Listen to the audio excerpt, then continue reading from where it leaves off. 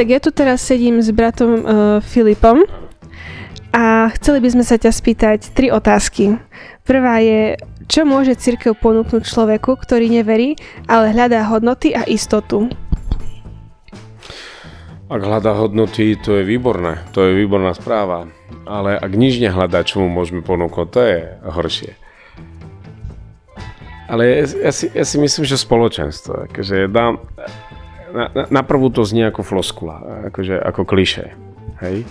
Ale ja nemyslím také spoločenstvo, že bratia a sestry hodinu tak budeme oslovať a potom chodíte všetci domov a sme rovnakí, ako sme boli, hej? Ja myslím spoločenstvo také, kde si proste sadáme k sebe, aj keď inak myslíme, inak hovoríme a počúvame sa a uvažujeme, ako asi myslíme a prečo tak myslíme. Neviem, pri práci, pri športe dobre sa poznáva charakter toho druhého človeka a klasik hovorí, že ľudia vôbec nie sú zlí, len ľudstvo je príšerné. Takže keď zoberieme jednotlivca ako takého, ja si myslím, že musíte mať aj skúsenosť tu v tomto vašom slávnom oradku, že každého sa dá zlomiť aj v tom najlepšom význame slova, že každého sa dá odzbrojiť bezpodmienečnou láskou. Takže my môžeme ponúknuť spoločenstvo a autentickú lásku.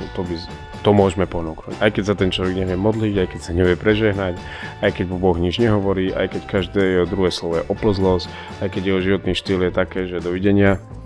Aj tak. A my sme volaní, aby sme oslovili tých ľudí, aby sme sa proste nebáli ísť ani na miesta, kde to nejak páchne hriechom pre nás a o to viac, keď tí ľudia prídu sami a hľadajú hodnoty. No.